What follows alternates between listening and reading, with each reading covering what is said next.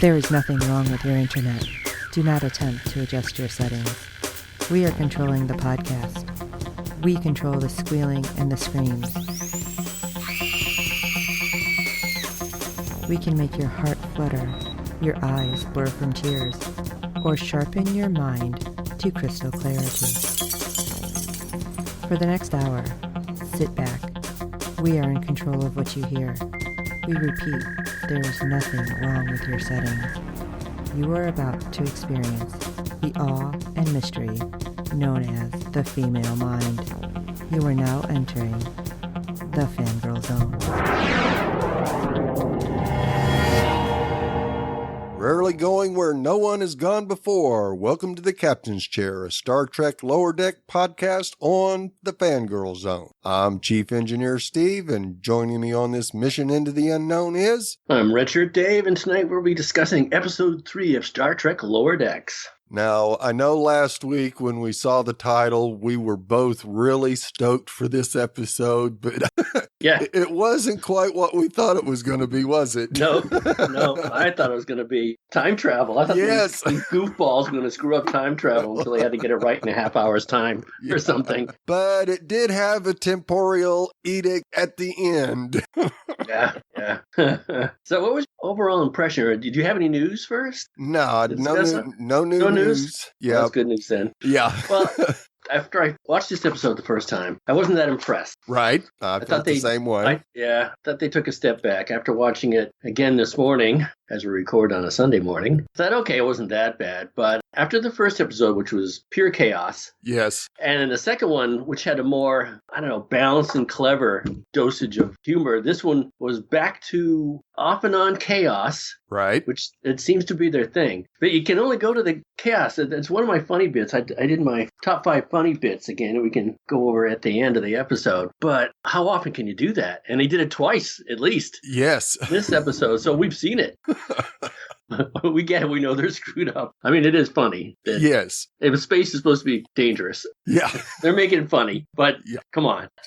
We get it. They're awful. Yeah. Well, I kind of thought that this episode, it had its humor, but I kind of liked the way they kind of delved into the contrasts in the episode, because you had Mariner and Ransom, who are completely different, and then you had Boimler and Freeman, who were completely different. So I kind of enjoyed, we finally did get some insight into the command crew with Captain Freeman and First Officer Ransom, and how they contrasted with the lower deck crew. So I thought that was kind of interesting and made it a little more enjoyable for me, at least. Yeah. I don't think the captain should be a complete cipher, especially knowing that, spoiler alert, that Mariner's her daughter. Right. We already got an indication there's some friction there, but they're going to have to go on an away mission on their own. There seemed to be a little something behind the Ransom-Mariner relationship. Yeah.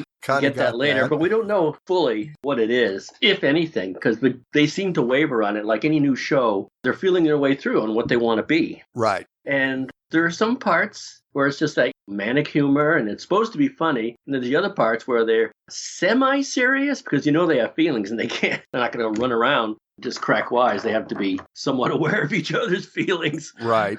Otherwise, it isn't funny, right? So I don't know how much depth they want to get to with their relationships, but there has to be some, right? I guess. Otherwise, there's no humor. Yeah.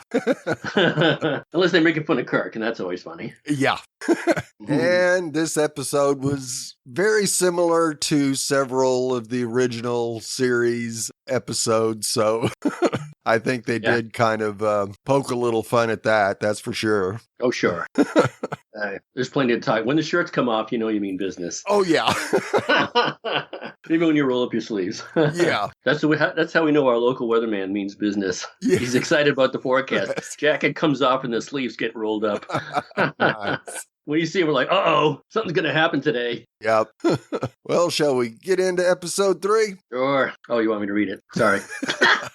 Okay, episode 3, Temporal Edict, Which that part, as we discussed earlier, threw Steve and I. Ooh, Temporal Edict. Yes, We're going to play around with time. No, it's a new work protocol limiting buffer time as the Cerritos crew running ragged as they try to keep up with their tightened schedule. Ensign Mariner and Commander Ransom mutual lack of respect comes to a head during an away mission. Yeah, so there's some little spark to that mutual lack of respect because they are a little like each other, really. Yes. You can't tell either one of them what to do. And that was one of the funnier bits later on when they're fighting over who gets to die. Yeah. So we open in 10 forward with Boimler performing a violin solo while dancing, while the audience is just kind of they're just, what the hell's going on here? Especially when he's up there grunting away and going, while he's doing it. That's like those Celtic dancing series. Exactly. I thought that too. I wish he put something ridiculously Celtic on. Yes. Something that he didn't quite understand, but he thought was, I don't know, would honor that time of the past of the 21st or 20th century. Yes. And that would have had them even more like, what is he doing? I thought. Right, yes. If he had worn a kilt. Yes, or something like that. I know. And then take a bow and find out he's got no underwear on. Right. So he finishes his song and Mariner and Tendi just take over the stage. Yeah. And we go from Celtic music to heavy metal.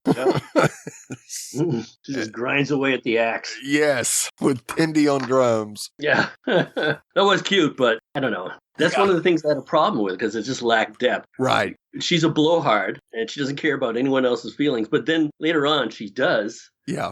And she always does. So I get, again, that's one of the things they're finding their way through. Like, who is she really? We know she has this certain amount of tension in her, but she wants to chill so badly and she doesn't care who she runs over to get it done.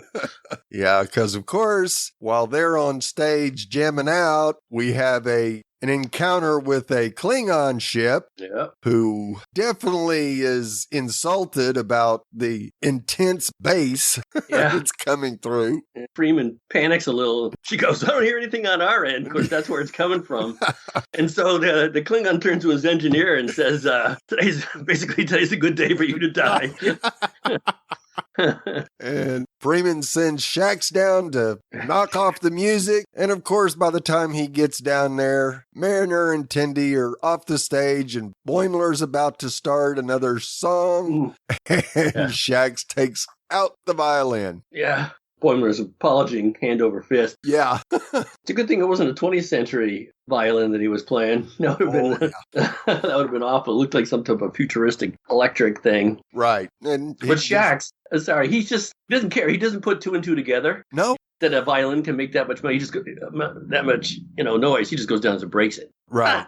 Instead of seeing Mariner's guitar on the floor in the middle of 10 forward. And then we find out via the first officer's log that the Cerritos is en route to Cardassia Prime for the most amazing reason. Captain Freeman is going to be instrumental in brokering peace between, we don't know who, because Ransom gets a message. Oh no, the captain's not going to be happy about this.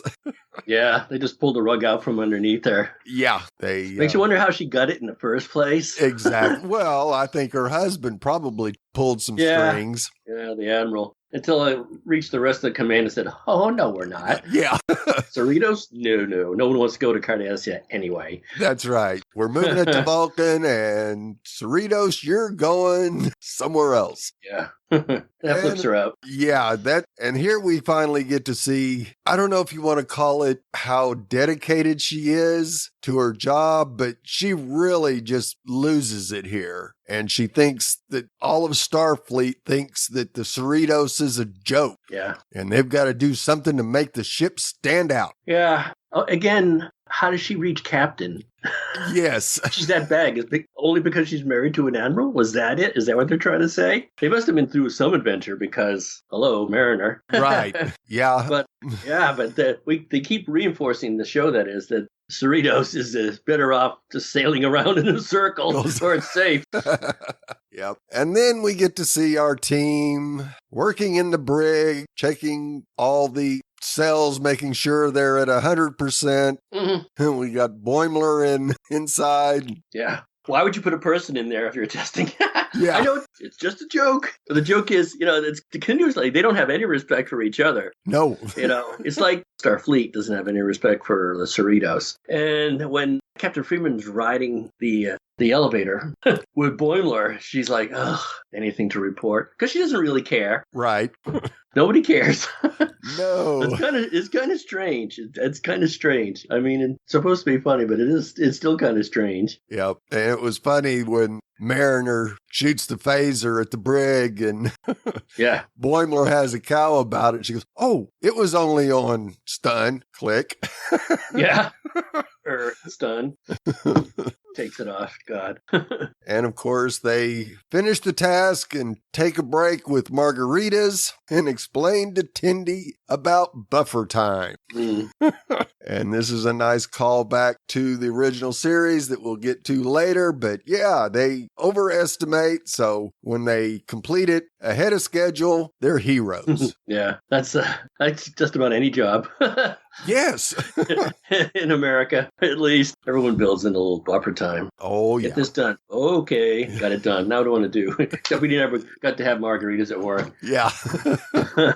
So we get into our away mission, Dave. Yeah. So Mariner decides to join. Well, she didn't decide. She's ordered to join Ransom's away mission to visit the Galrakians. Yes. It's in the middle of that chaos where she actually vaults. I think it was Tendi that she vaulted over? Yeah. She's on her way. She's just like frantic to get, because everyone's is pure chaos now that buffer time's been eliminated. And so she like vaults over and has into the hangar deck so she can take off there. And naturally, when she runs into Ransom, and she was late and he knew it, but she cleverly said, oh no, I heard what you were saying. But the two have words, and you get a little hint of some type of, I don't know, tension between the two. Tension that's evolved from something of a closer relationship, perhaps. Do you get that, Steve? It's possible, yes. That's possible. Either or they're just the same two bullheaded types. Right. Now, that's very possible. Yeah. So they're going to go down there, and this entire society is based on crystals. And not only crystals, but snarkiness. Yes. I mean, that must be some type of edict for them, too. Don't forget to be snarky with everything. It's a wonder any planet contacts each other in this galaxy that we seem to be operating in. Very true. But due to the accelerated work protocol, the wrong case was loaded for the away mission. Instead of the honor crystal, Ransom and Bendo present a wooden fertility totem meant for a different planet, greatly offending the host. Yeah, they're mortal enemies. Yes. So, and that's, I'll spring it on now. That's one of my top 5 jokes. It's just a little joke. It's a little subtle, but we'll get to it later. Anyway, the Galrakians are deeply insulted him opening up. And so they throw a spear at him, and he catches it right in the shoulder. And he's like, he thinks he's going to die right away. Yes. But this guy doesn't have not much of a backbone, so no wonder they send him on an away mission. And Galrakians are here's more chaos that we see. Yes. They call in reinforcements, and he's taken prisoner, and we end up like we normally do, with Ransom and Freeman arguing how to escape the Galrakians, or is it just Mariner? Because Freeman, when I say Freeman, I think of the captain. Right, yeah, that's Mariner. Yeah. Yeah. So we get to a little bit, this is good because we learn a little more Ransom. He's got the typical Star Trek ego trip. Yes. Well, I can fix this with a speech. Yes. And he's been working on it, too, like on the side of the wall. I don't blame Mariner for like, what are you doing? Yeah. I'm practicing my speech. Yeah. I loved his Riker-esque stance there before they got captured, too. Yeah. Yeah. Foolish bravery in the face of overwhelming odds. That's like a prerequisite. Yes. So anyway, he gives his speech, and it fails terribly. And the leader, the Galrakian leader, orders a trial by combat. I'm like, oh, good. That's very Star Trek-y. Yes. In an arena. Yeah, in an arena. Yeah, of course. Mariner tries to convince Ransom to let her fight the Galrakian, because she has to be number 1, too. Right. Of course. And they get into each other's face, and we get a little more of that tension. I forgot what Mariner said. Something like, she taunts him, like, what are you going to do? And he's like this, and stabs her in the foot with one of the crystal spears. And she's like, "Gah!" And she flips over, and the blood splurts out, because we all know this shows into its liquids. Yes. And he enters the arena, takes on the champion with his bare hands. what's up? Oh, was it Vindor? Yeah. I am Vindor. Comes off a little bit like the Hulk. Yeah. Or something. Yes. What is it do? Yeah, like the Hulk. What was the Thor? There was the Marvel movie, the third Thor film. Right. He ends up fighting the Hulk in an arena too, and he's like, "Hey, we're friends. We work together." Yeah. That reminded me of that. And he doesn't even need a weapon. He tears off his shirt. Right. And he wants to fight him, of course, and he's bristling with muscles too. So funny. That's like Galaxy Quest, where the captain's shirt comes off, and I'm like, "Oh, I see your shirt came off." And he goes, "Yeah." Yeah. And he wants to fight him with his bare hands. And Mariner's watching from her perch in the prison there, and she can't help but admire the way he's doing. He's doing really great too. This thing's like 3 times, maybe more, his size, and he's got the clenched fist, and he gets him in the kidneys, and he gets him in the back, and then he smacks him on the head, and there's a few flips and kicks. The next thing you know, this thing is down. I don't know, it's particularly funny, but well, it was funny how easily he took it down. Yeah, it was something pretty easy. as big as he was. Yeah. So the poor thing, Vindor, is like, "Hey, I like to read. This isn't my thing. I just say Vindor over and over because I want everyone to think I'm big and dumb and stupid." Yeah. He's their champion too. I'd rather read a book. So she thought that was Mariner thought that was rather hot. And when they eventually make it back to the ship, Ransom wants to know. She's getting banjoed by the cat doctor. Do you know what's the cat doctor's name? Datana. Is it? Yeah. I can be funnier than that. I think I can think of an old James Bond movie that has a more clever name than that, but can't. If this is a family show, I'm not going to repeat it. Right? Yeah. Yeah. And So she's all. What? Go ahead. Yeah, the doctor wants to get rid of those scars, and Marion says, "Not on your life. They're my trophies." Yeah. She calls her a scratching post. Yeah.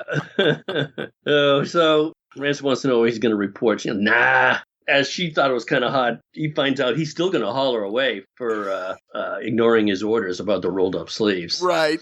Yeah. and she flips out. Off. She totally loses. And she starts. The first thing she throws at him is a bedpan.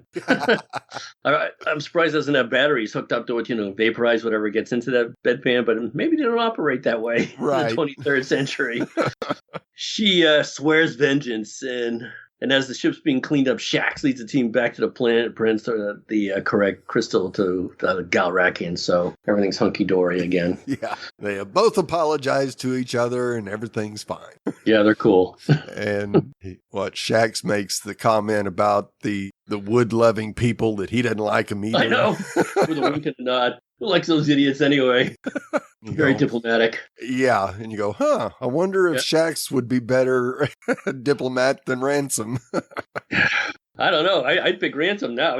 Shax is going to start a war. That's going to get back to the wood-loving people. Yeah. What'd you say about us? Exactly. So we go up to the Cerritos where Freeman is cracking down on the crew because she hears the buffer time. Somebody mentioned buffer time, and of course happens to catch Boimler in the turbo lift, and he happens to mention it as well. And shit hits the fan. Yeah, they're going to be a little more careful with their secrets. Yes. And of course, you would figure that maybe Ransom would remember buffer time. Freeman's a little older, so maybe she's forgotten that, that's a thing since the original Star Trek. Yeah. When you get command, you tend to forget about your previous life. Yes. So Freeman. Freeman. That's right. I used to screw off too. Yeah.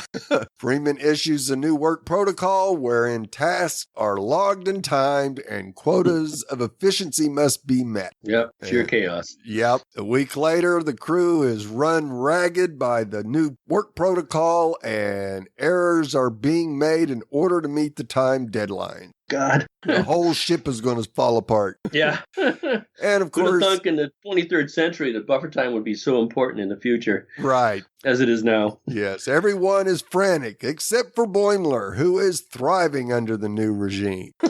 He brags that he's gotten everything done and wants more. Yeah, that's a running joke, actually, and it's a running joke with him and his character. Yes. In every episode, we've seen how hyper he is about getting things done and getting them right. Everyone else in his century, or at least in Starfleet, is a lot more chill than him. I wonder how long they're going to stick with that particular joke. Right. I guess you gotta. Yeah, I think so. Yeah. Because otherwise, they're going to lose their material. Right, yeah. He has to be that fish out of water. Yep, I think so. And so the Galrakians launch an attack and board the ship because, of course, the shields don't work. Yeah, nothing works. She tries to do everything herself. Right. The captain, I'll do it. Yeah, can't enter the codes. Move, I'll do it. I can't the shields won't respond. Move, I'll do it. Yeah, I mean, we're so used to their efficiency. I mean, on the Enterprise, no matter what iteration you get, they're super efficient. Stuff like that just doesn't happen. No. So Freeman issues orders for the crew to repel the intruders, but are still expected to complete their tasks on time. That's something everyone's walked into. Are used to in the working world. Yeah. I know I gave you this to do earlier, but get this done too. Bye. Yeah, exactly. You got to put this fire out first before you get to your normal fire. I think everyone's wondered, like, how many fires am I supposed to put out at once? Hello. Yes, I'm only one person. Yes. And so the Galrakians start covering the ship in graffiti. The ultimate insult, I guess. I guess so. Marking their territory with paint. Yep. And Boimler's just working away. Yeah, oblivious. Yeah, dancing while he's purging. Yeah, purging. When he gets confronted by a group of them, and he realizes that he has a phaser to their spears, so he takes the group out. I know, and he says, "Hey, you guys are nothing." But the ship is so chaotic that no one seems to realize that they are literally light years ahead in technology. Right. Yeah. We're not even sure the Galrakians are interstellar, although they seem to. If you they've got ships, so trans-atmospheric and can latch onto a starship. Right. Still, they resort to spears. Yeah, their crystal thing, I guess. Yeah. Boimler reports to the bridge where Freeman is attempting to run all the stations on her own because the crew has collapsed from exhaustion and nothing worked. And of course, Boimler starts to realize what's going wrong with the crew, and he explains to Freeman that everyone on the crew except him needs her to loosen up the protocols if she wants to save the ship. Yeah. And she comes around and tells the crew that they need to stop the Galrakians and do what they think is necessary to do. Yes, we're Starfleet. Yes. Yeah, I like the comment when just as when they do get on board and she mentions, well, the Enterprise can do it.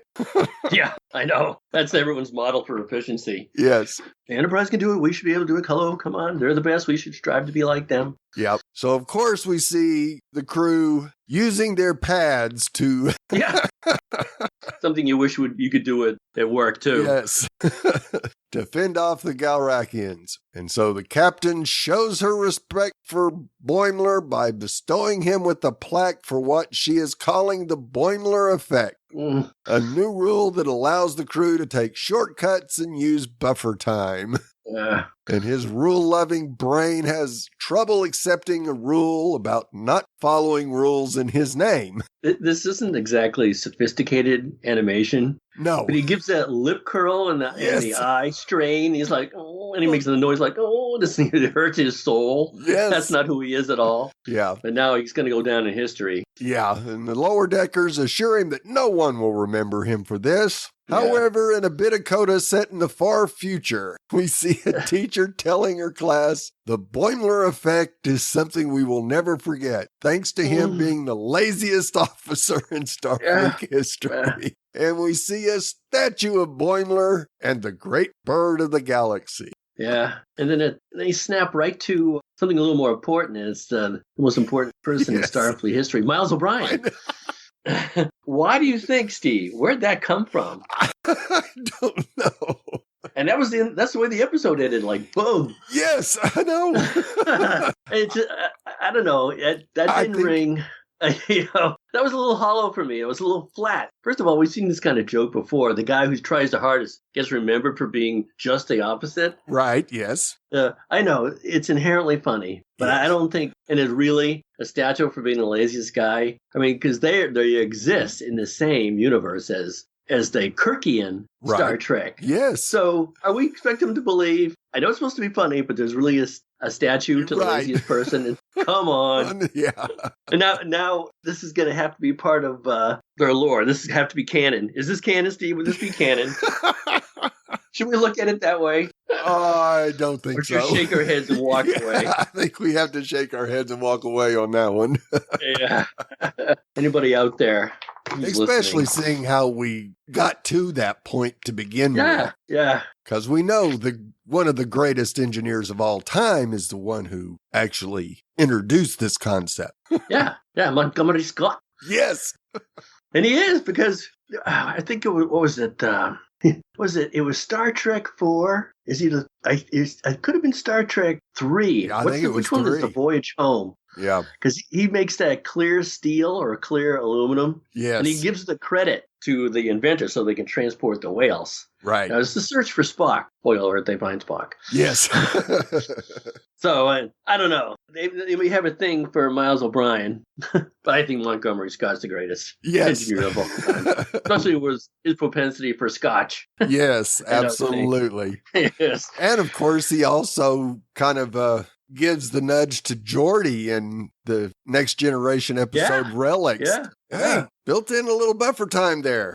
Yeah, he gets that. It is pretty awesome because he admits to padding his estimate that how much time's going to need for repairs by like a factor of 4 in order to maintain his reputation as a miracle worker. Yes. And we also saw it in the next episode, Relics. It was great. It's great. It's a great concept. That's the time when they have a little humor in the more serious episodes, so we can join them in a little wink and a nod. Right. And Scotty was looked at as a hero because he always got it done but when they needed it, so come on. But the joke is he actually got it done too. Right. Especially, I think it was at Wrath of Khan when they needed him. They go, beam us up. Now would be a good time to beam us up. I can't help you, Captain. So one of the other fun things we saw is trial by combat, as we mentioned earlier. It has to be in an arena, and it's very Star Trek. Yes, original series, absolutely. There was a cute little Easter egg, too, when Boyne was on the Turbo Lift, and you can hear him hum Jerry Goldsmith's theme from Star Trek The Motion Picture and Next Generation. Another one as Freeman's coming in, Yeah.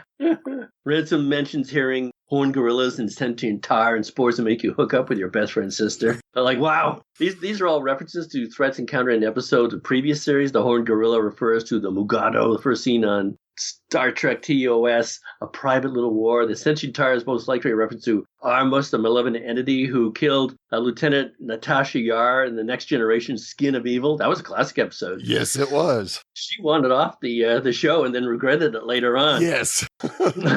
And the spores were a reference to the original series, This Side of Paradise, in which some members of the USS Enterprise crew were infected by spores that made them happy at the cost of their ambitions.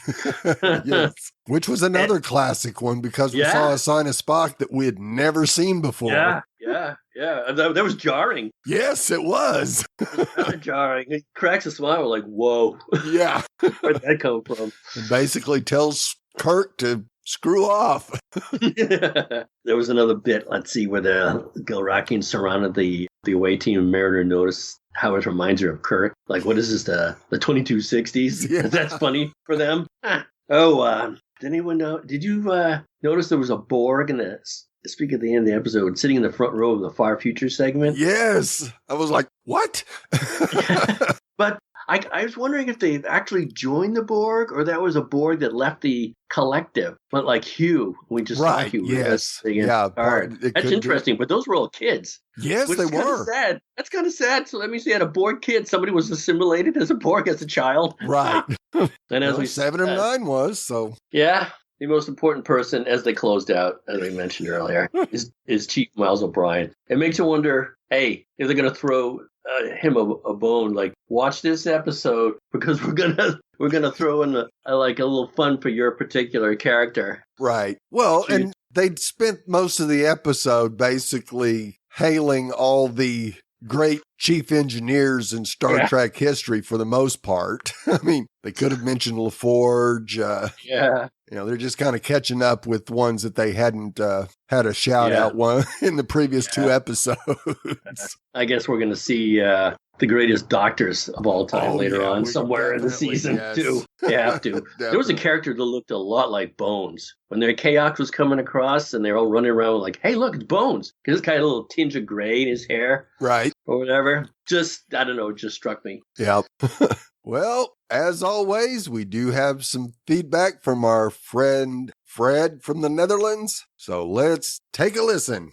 Hello, Steve and Dave. This is Fred from the Netherlands with some feedback for Star Trek Lower Decks Season 1, Episode 3. There were actually 2 storylines I found a little bit too long, although only in an episode of 22-23 minutes. On one side, the Calrakian story took me a little bit too long, and also the story of the buffer time.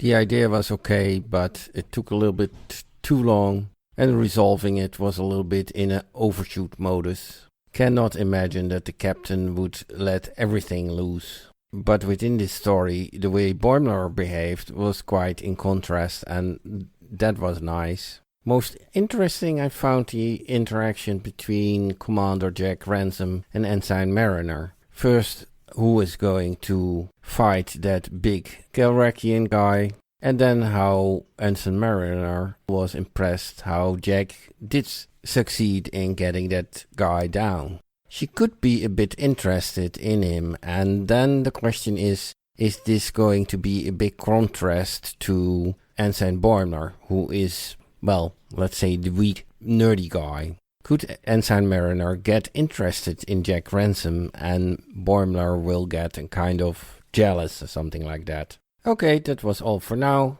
Sorry giving my straightforward opinion, but there are more people like that. Permission to speak freely? You always speak freely. Nobody can stop you from speaking freely. All right. Greetings, all the best, Fred from the Netherlands.